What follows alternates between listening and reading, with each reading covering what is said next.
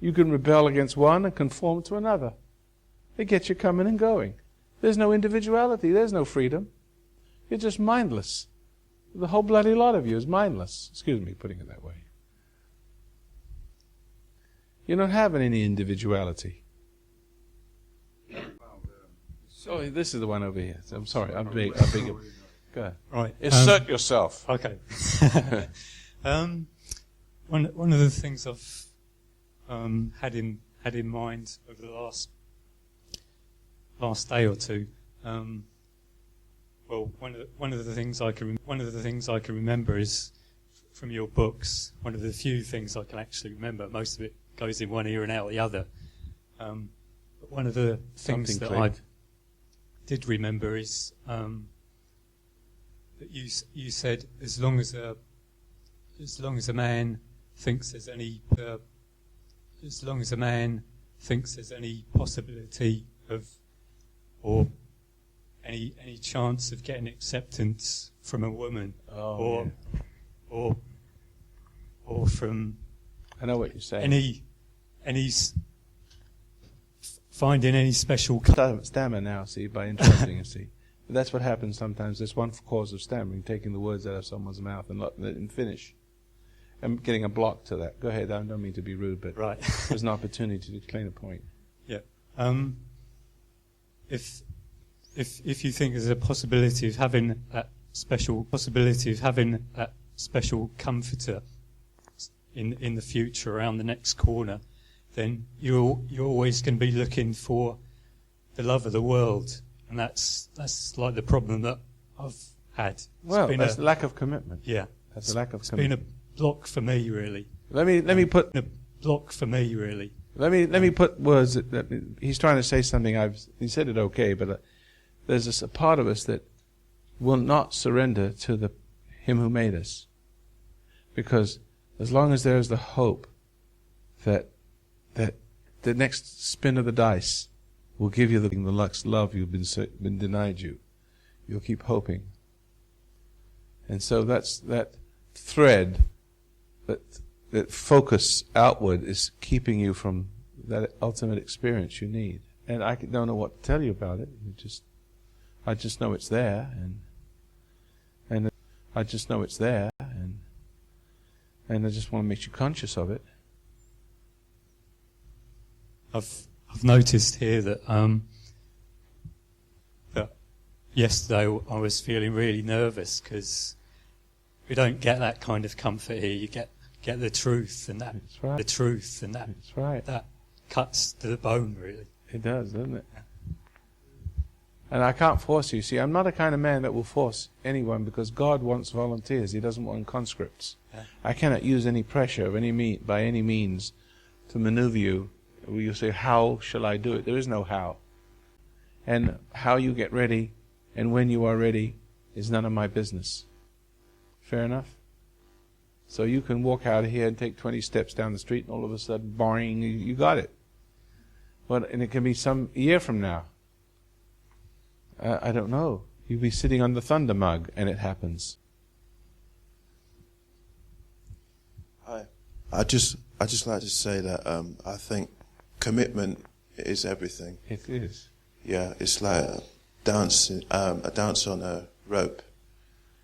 I think that's what will solve all your problems. Yes. And that's all I wanted to say. Oh, fair enough. It was good though. But it's right. Commitment, which is a union, eventually leads to the union with Him who made you. Do you understand? It's like marriage. It's like a divorce. And so that one embryo dies, and another embryo comes alive. It is scripture, not scripture, but there's a saying in the Orient, man is female before God. Good Lord, I hope I'm not worrying you out. No, just. No, just. Is that right?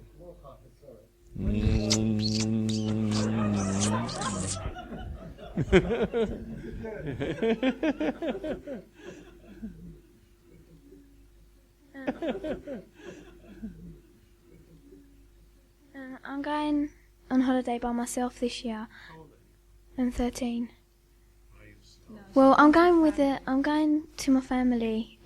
My family, all of my family basically lives in Cyprus, and I'm gonna go there for 3 weeks. I'm gonna be travelling with my best friends and her family.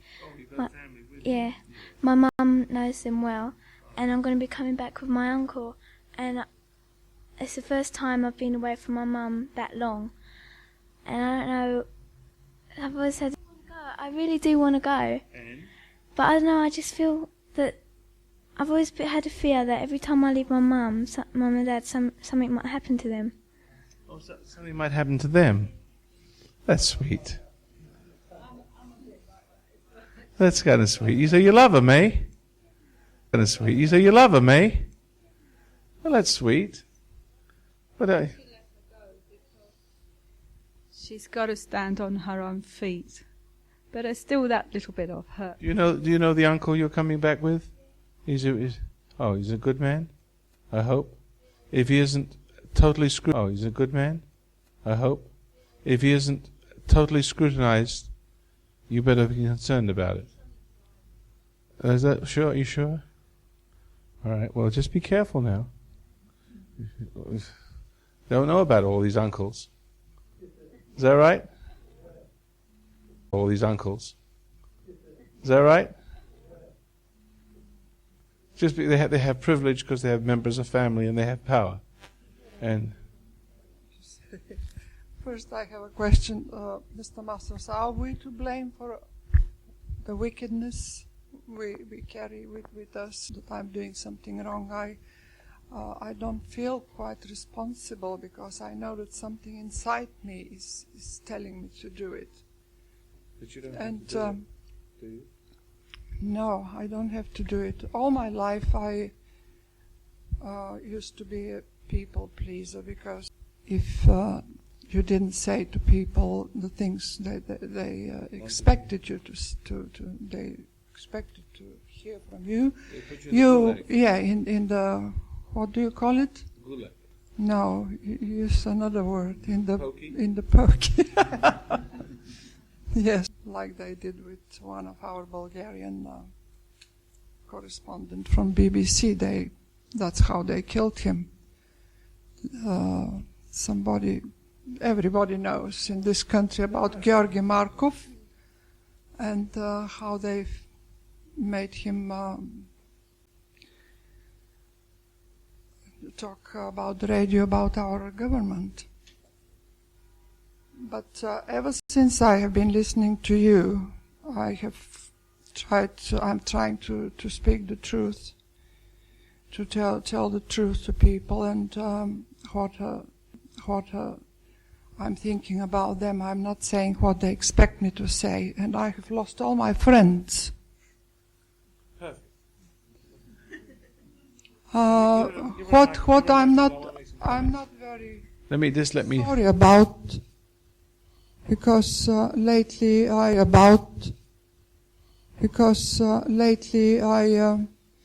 just don't think that I have need friends, if there are such friends. Look, let me say this to you. There are some of you who have built a world around you with those kinds of friends. Supporting you, you have the ways similar to their ways, and you're like your barroom buddies. You pat each other, stroke each other, slime your backs, and when you're wrong, you want you in cahoots with others, like thieves. Thieves seek the company of other thieves, and they're very supportive. So you grow up in that kind of world, and you may be the most popular kid in the school. And you're made out of their love for you, their respect for you, and you do little soft shoes, and that's one of the first stages of your growing, until you see that kind of growing where it's going, you see. Well, when you start to wake up, what happens is, even if you have a business, and even if you have a marriage, it could be that everything starts to fall apart, because when people start to see where you're coming from, all that which you have gathered around you to aid and abet you, all that which you have gathered around you to aid and abet you starts to recognize you, and it's like waking up in a communist country. You see, but of course you're not in a communist country yet, not completely, and so they will reject you. Good. You may have to start all over again. You may lose all your, but that is part of the journey. Now, I don't have to. Every now and then I get somebody try to sneak into my camp and betray me, pretend to be a friend. The Judases are everywhere. But my life is built around a different kind of base. See, and so my life's working for me, but I've been working at it a long time and building a relationship with people, only those kinds of people, wherever I can find them, even though I find a Judas here and there, you see. And so you may find indeed your world fall apart, but in this country at least, there are good people that will eventually be attracted to the strength that you have. Like, aren't you attracted to me? Aren't you attracted to, because if I hadn't done it and I've been one of those mealy-mouthed people, I wouldn't be here talking to you and you couldn't see me. Sure I am, but I don't... The other people won't notice you. Yeah, but when I speak up to them, they just run away, and I... So? Do you have a business, do you? No, I don't miss them after that. But do you have a business? You go to work? What do you do? What's your line of business? I used to be a professional singer. I didn't want to see that because I know what you... Musicians. As a place. It has a place. I started singing when I was 4 years old because my mother wanted me to sing. She couldn't become a singer. Oh, so that's one of those deals of yes. somebody living through you.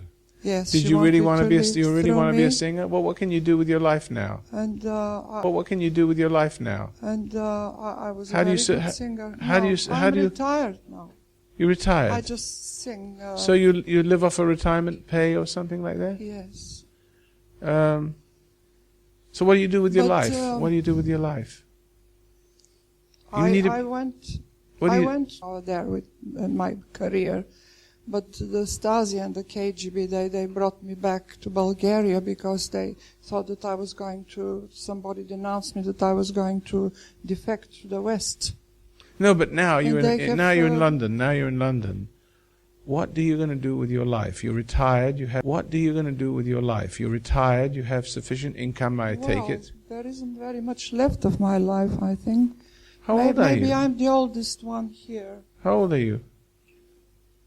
Come on now, you can tell me. I'm older than you. Older than me? You look very young. You don't look old. Does she look older than me? You look very young. You don't look old. Does she look older than me? She looks about 50. She plays football with you? I shouldn't have said that. But I think one of the good things you can do is start a business that you like to do, and draw to yourself and learn to relate to people and learn to attract people and repel people and build your business on the attraction repulsion principle on what you are. You know what I mean? You draw people who want to do business with you, and there's some people, and you're going to find out a lot of people are nicer than you think. They respond to the genuineness and kindness that you need to display. And pretty soon you'll have a social life, because that goes with it. Having a business and reaching out and touching people. It's like my son's in Oregon.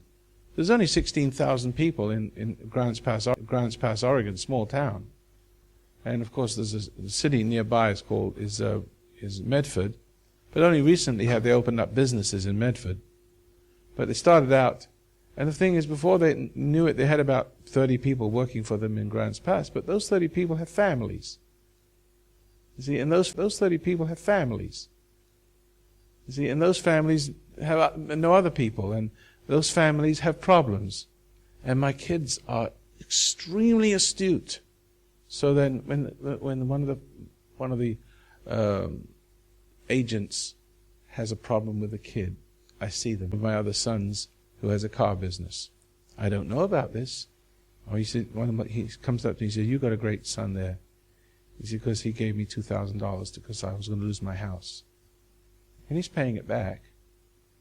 See, but he's a good boss. He's a lot of money, and he needed that money himself. But the point is, he didn't want to see the man lose his house, and he's an employee. And everybody who works for my kids, for the most part, you get some bad ones, and they run away. But the good ones love them, but the whole organization is built of people who love each other. The organization is built of people who love each other. See? Good spirit in that. And if sometimes you have a bad apple in there and he can't live there and they have to run. But the point is, they develop a social life. Because they develop, one thing leads to another. And before you know, you're making deals and having parties and being invited to a wedding. And before you know, you're making deals and having parties and being invited to a wedding. But you develop a social life, but you can't develop anything new unless you get something going. I always recommend a little business, even if you don't make any money, even if you break even. Just the fun of the adventure. I do a lot of things. What do you do? Well, I go and sing for over 60s clubs and you do? Hospices and hospitals. I go to classes. I've learned to Can you make teach? massage, Can you teach singing? Can you teach the singing? No, I would rather perform. I teach little children, young I also kids. play the piano, but that's beside the point. What I wanted to tell you is that I made so many mistakes in my life because I was a very willful child, and I had a very good parents, so I can't blame them for that. I had a very good parents, so I can't blame them for that. Like most of our friends here, they blame it on their mothers or fathers. I had very good parents. My father was a scientist, and but I never have got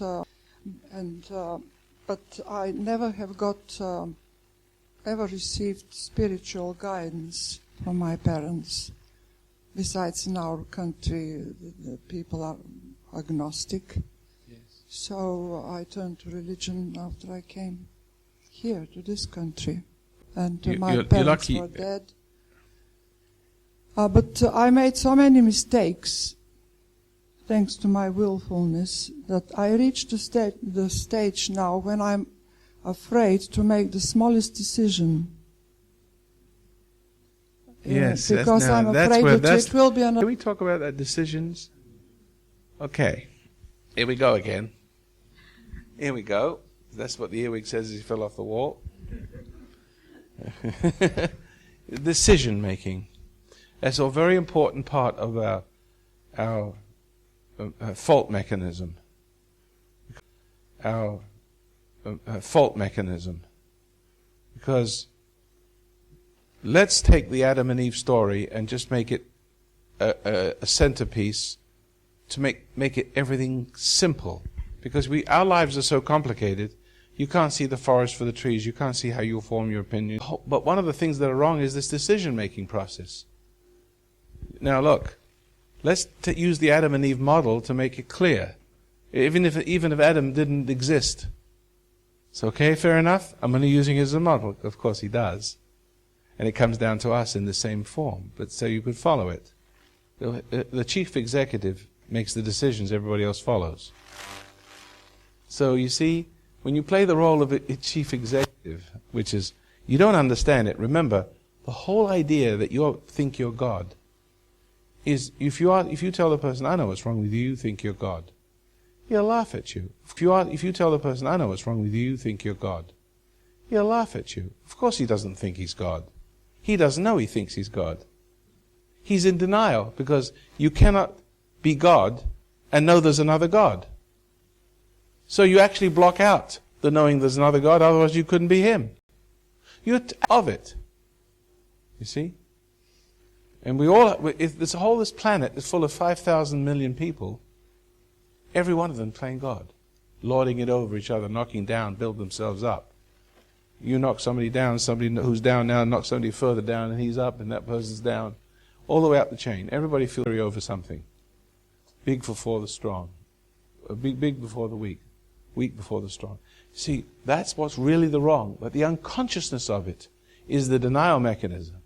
When you get well, you'll start to realize the truth, and it starts to, when you're willing to be humbled, when it starts to, when you're willing to be humbled, when you're willing to realize the truth that you aren't what you think as big and smarty pants than you think you are, then you start to feel this rumbling and the earth giving way inside, feeling like the ego structure is dying because it's allowing itself the light. It's called repentance. It's the hardest thing in the world to say I'm wrong. 3 hardest words in the English language. Easy to say you're wrong, because they always want to be right and never wrong. That's the problem with us. We have these elaborate mechanisms. So, having said that, Adam, his sin, not only doubting the truth, because his sin was he listened to the serpent that says, you won't die. Go ahead. Because your dad who made you, he had a dad once. And let's play the devil's advocate for a minute. He had a dad once. How do you think he got to be God of his own universe? There are millions of universes out there, and he's God, and he's making a son, and he created me, and he's God, and he's making a son, and he created me to see how much guts you got. You want to be your own man, don't you?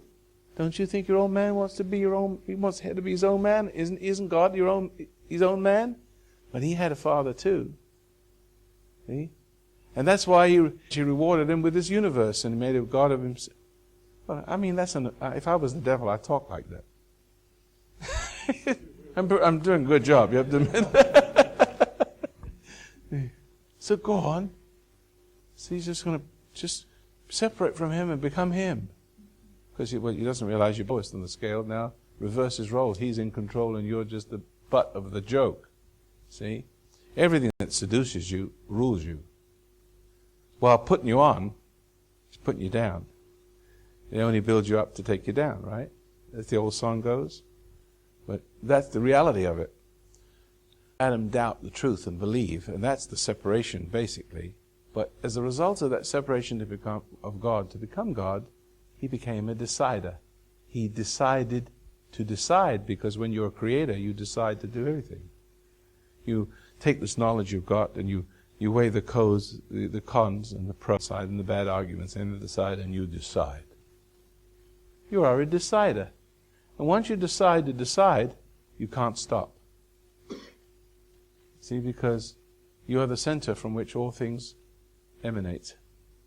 You make your own decisions. You're an individual. And everything will go wrong. And pretty soon you have conflict with your decisions.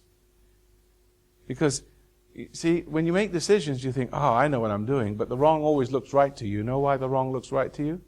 Because people who are good make you uncomfortable.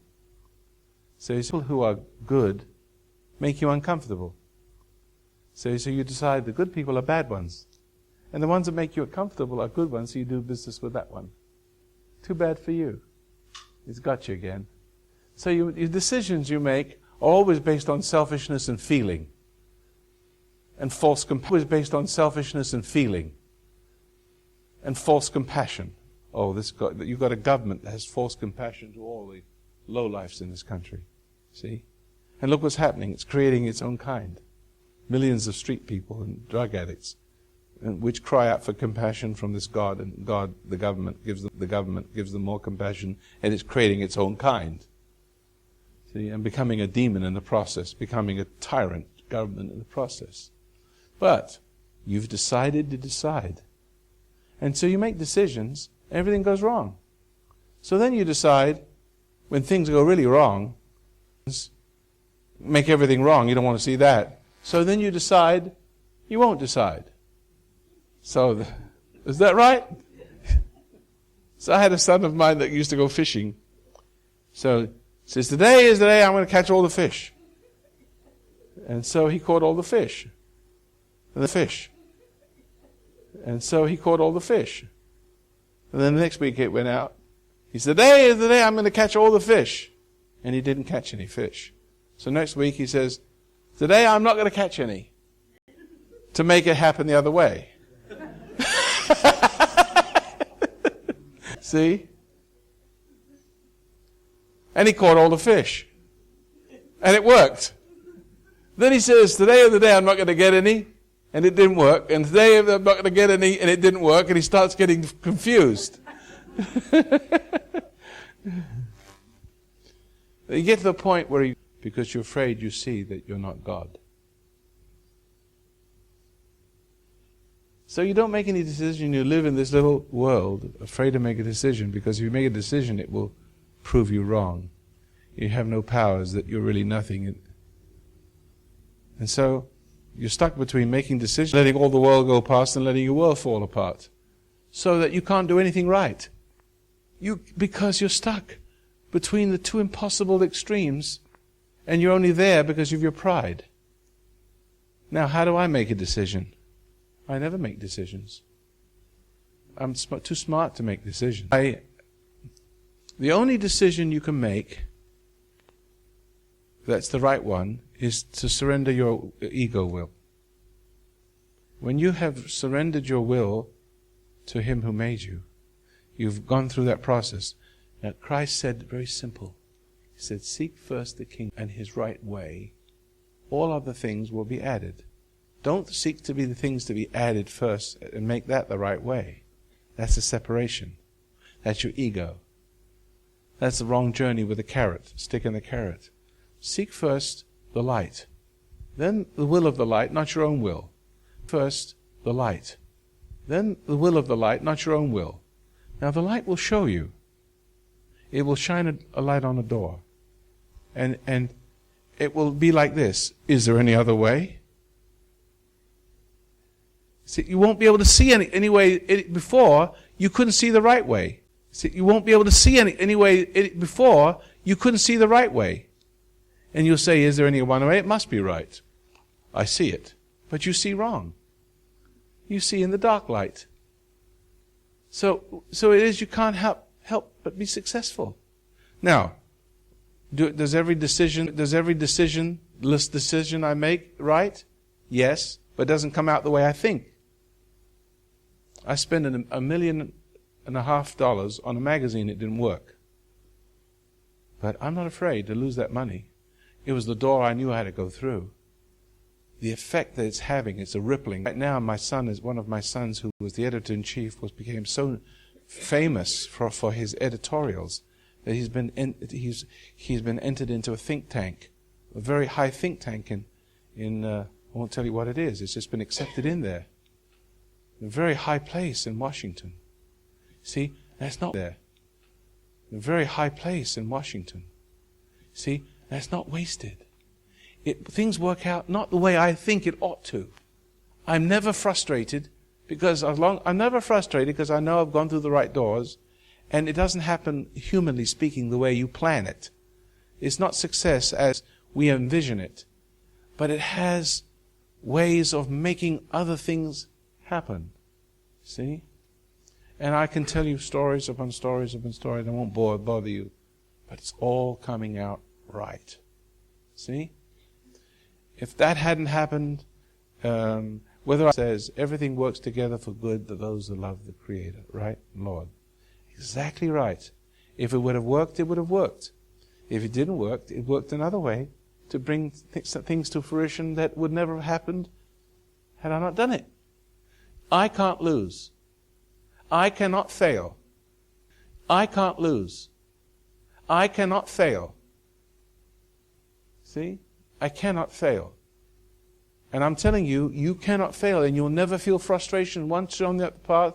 If things don't go right, you don't feel frustrated because you're just doing what you know you should. You don't have an expectation, so you don't have a... There's a lady over there. Oh! Sorry. Well, the thing is that not only I find it difficult to make decisions, but whatever I do, it never works all right. I've been cursed. No, yeah, it's a curse. It's a curse. It is like a curse. It is. It is. Did you understand what I just said, though? I don't No, know. did you understand what I said? Yes, Did you hear what I said? but I am cursed. Well, no. The point I was making is that you have to No, the point I was making is that you have to realize what the problem is. You need to learn to resign yourself to a creator. And you've never had that experience. You've never had that teaching. You've never had it presented to you, and I'm hoping that you heard what I said. See? You need to relax and let you heard what I said. See? You need to relax and let go and just wait and see. And it's not a drifting. Look, admit you do not know. Admit that you cannot make decisions that work. And that not making decisions is a decision. You're locked into the decision of not making decisions. And as long as you're locked in the decision of not making decisions, you see what I mean? Not making a decision is a decision. How do you get out of that trap? Nothing will work if you don't make decisions. Nothing will work if you do. They may work, hit and miss. You get stuck in one. It's like gambling. The first time you gamble, maybe you make a killing. Oh, you've discovered something in yourself, so you gamble again. This time you lose. But now you keep looking for that first inspiration that you seem to have and lost. Is that right, what gambling is? So, seem to have and lost. Is that right, what gambling is? So, how do you get... The question for you is that you're in the mode of not making decisions because you're afraid that your decisions, but you're actually afraid to see that there's something... I don't know how to say any better than that. Anybody want to help me? Well, it's maybe pride again, because I'm afraid that I will fail, whatever I do. Yeah. It's the pride again. No, the point is she can't try because she's afraid to fail. See? So what she's really saying is, I am afraid to see my failing. I am afraid to see my failing. And it represents a deeper problem, doesn't it? And you mustn't be afraid. That's why I always encourage my kids, and especially one of them I know, he's failed a lot in different things he's done. But there's one thing that makes him failed a lot in different things he's done. But there's one thing that makes him strong. He deals with failing with dignity. So, well, it's just money. I learn a mistake. I learn what the mistake was. Not necessarily what the mistake was, but the kind of attitude that led him to make the mistake.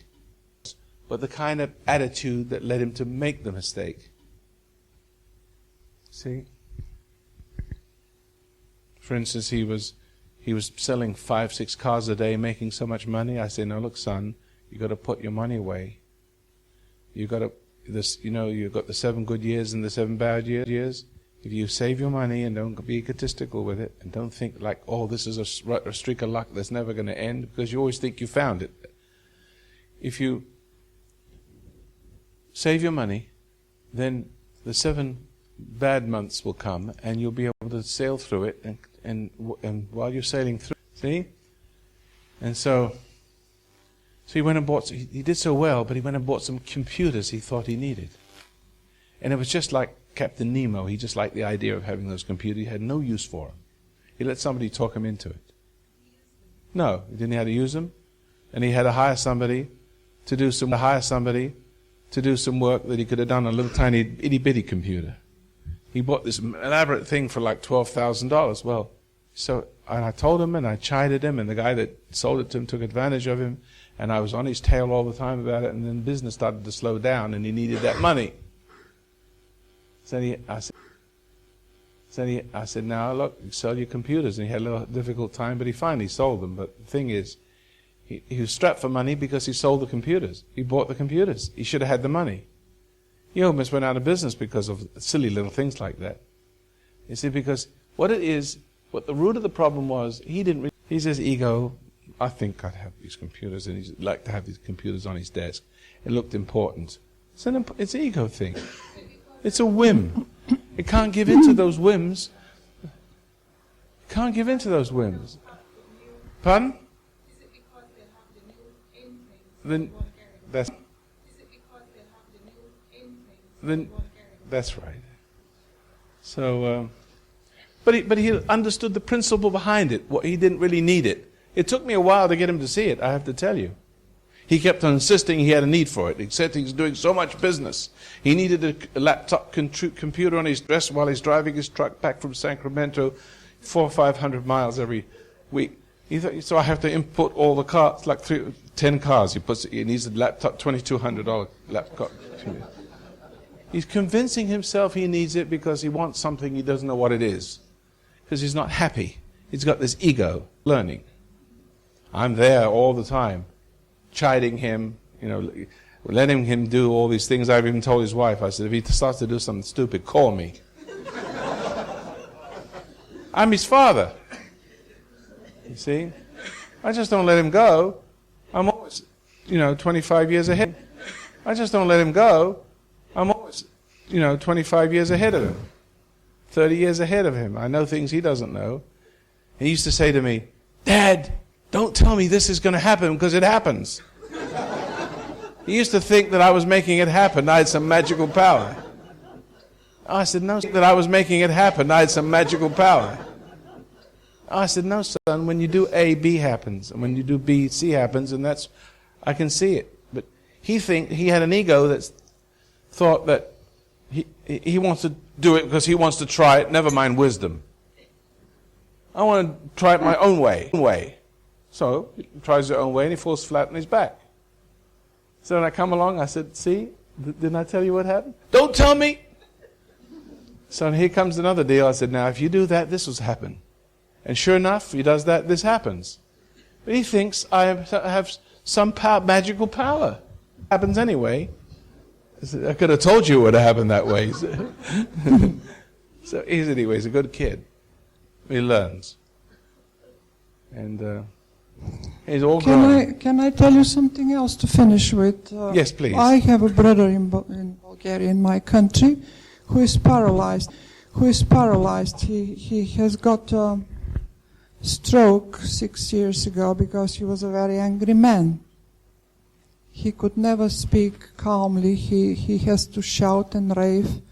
That was his way of expressing himself. He was angry with everybody and everything. So finally he has got a stroke. And he lives on his own. And he wants me every year, to go over there to see me.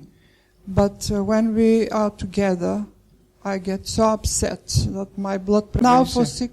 Why? Because he shouts at me all the time. I would recommend this in that case. Let me give you a recommendation. Don't go see him. For 6 months now, I can't deal with my blood pressure because the last time that's what happened. It's no good. It's no use to compound your problem. Look, it's no good. It's no use to compound your problem and compound his problem with the way you react to him. There's no future to it.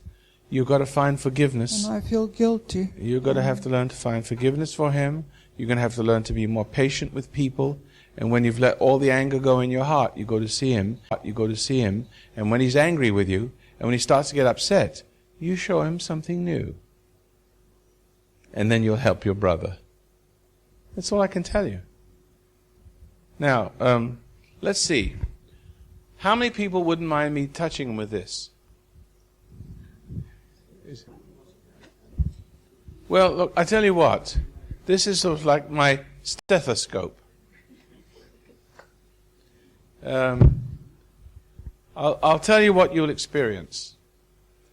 It's really going to be a little odd, and maybe I should write it down on bits of paper on cards.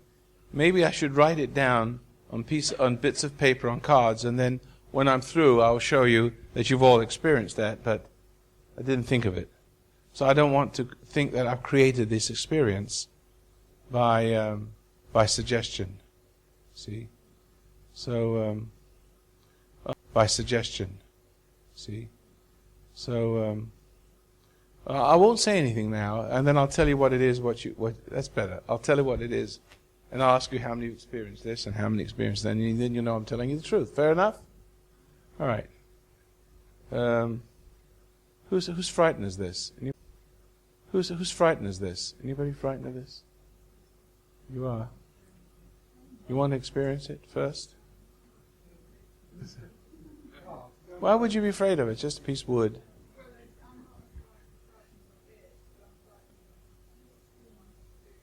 Oh, well, I'm not going to do anything else, shall we? Now, let me get a little story. We are spiritual and we are carnal. We have a spiritual mind, an understanding mind, if you like, and we have an intellectual mind. And they're different. And they can work in concert.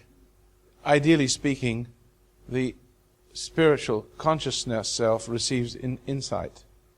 And the insight is wordless, but it translates into your computer, your intellectual mind. It computes and it turns into words and language and action. You're the one that inputs the information into your mind, just by presence. But where you get your insight from, where do you get your your direction from, is insight, the love of truth, the love of knowing without being caught up with intellectual knowledge. See, just understanding which comes from above, that comes into your consciousness, and then expresses itself in the computer of your mind, which moves your hands and moves your lips, and you speak. You see. But when that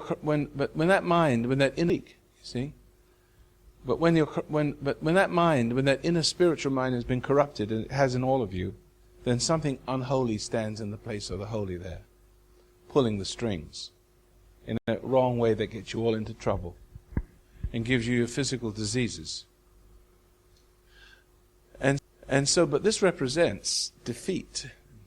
I mean, you talk about fear of failure, fear of seeing what's wrong with you. That's only symbolic of hell, because it doesn't want to see anything wrong. It hates the light. It's afraid of truth. It don't want to see how ugly it is. It never has defeated. Only one man, only presented by this cross. And this is trauma. And this thing that lives in all of us is thousands of years old. And it knows. You don't know. It knows. It has a consciousness of its own. It doesn't want to know. Doesn't want us to be conscious of it. It operates in us as long as we're unconscious. Conscious of it. It operates in us as long as we're unconscious. Now, I wanted to do some hypnosis, but we got so time goes so quickly. But I just take my word for it. We may have time, may not have time. This is more important. But if you hypnotize a person, and remember, everybody's hypnotized. Everybody has somebody who knows a button in you. You go home. I may not be able to do it to you here today, but you got a mother or you got a girlfriend who knows exactly what button she can press to have her own way with you. Is that right? That's hypnosis. He uses it, but they don't understand maybe they use it. And everybody's influenced. For instance, I can hypnotize that person right in the front row, and that person suddenly becomes, it's so amazing, the audience becomes so impressed that I'm able to make this person stand on their head and do anything I want with them. And they think it's their own, that I'm able to make this person stand on their head and do anything I want with them. And they think it's their own idea. The person who you hypnotize does not know and cannot know and will not recognize that somebody else, me, is doing it to him. He thinks or she thinks they're doing it because they want to. Thinks they're doing it because they want to. I can make a person change their shoes around and wear them on the wrong feet.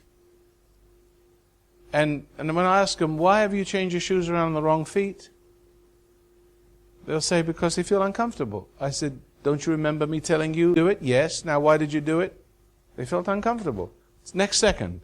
Can't believe that any other influence can be other than their own. Patty Hearst said she did all those things and robbed banks after she'd been brainwashed. Because she didn't want, after she reflected on it, she didn't want to admit to herself that she could do those things. That simple. She had to obey the compulsion, and she made herself think it was her own idea. The hypnosis of life is like that. All of you are going to be trapped by it. And there's not a person who will escape. There's always somebody who knows how to come in through a door. One that's already been conditioned by a bad experience, a mom, a dad, whatever it is. Doesn't want to be like mom, hate mom and dad. So she runs away from mom and dad, but you find someone who knows how to help you feel comfortable about hating mom and dad, and you're in a cult. You're in a little group. See? And pretty soon, to hold on to their support, agreeing that mom and dad are wicked and the country's wicked and everything else. You have to start doing what they want, otherwise they take their support away. You got a lover, you meet a girlfriend, a boyfriend. Isn't that right? You get their love, and all of a sudden, when they get their love, you have to do a little soft shoe for them. Well, you'll do it to get their love, but you think you're loving. You think it's your own idea. You're buying her flowers. You think you're loving. You think it's your own idea. You're buying her flowers. Right? It's not your idea. It's her idea. A man chases a woman till she catches him. Right? So, but